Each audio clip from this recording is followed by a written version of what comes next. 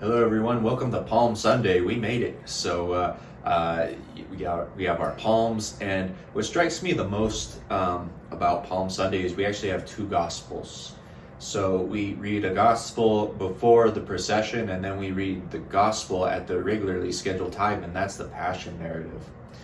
And it always strikes me that we have our palms, and we celebrate with our palms the fact that Jesus is coming into Jerusalem and everyone is welcoming him. They're saying, Hosanna in the highest.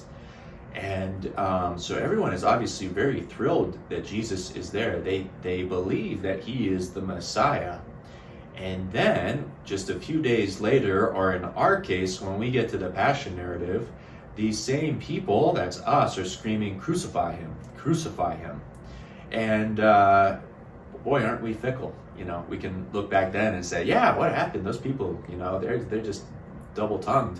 But that's all of us, isn't it? At time we're welcoming Jesus into our lives, and other times we're saying, get away. It's me, it's not you, Jesus. I can't do this right now.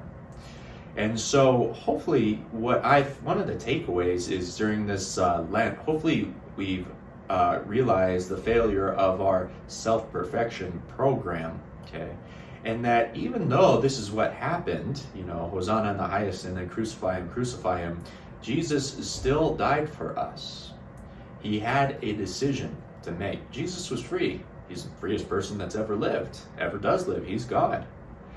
And yet, knowing what we did and what we will continue to do, he still mounted the cross.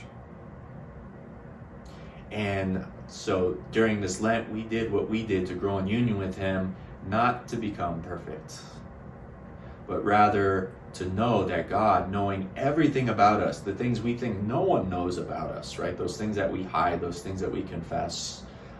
Jesus does know that, and yet he still loves us enough to lay down his life for each and every one of us.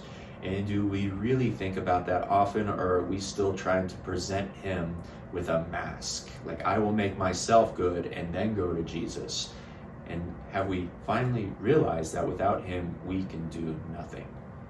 So as we approach the table of the Lord today, let us ask Jesus, Jesus, help me to realize that you love me most when I'm suffering, even when I am saying, crucify him, crucify him. And that you love me in my brokenness.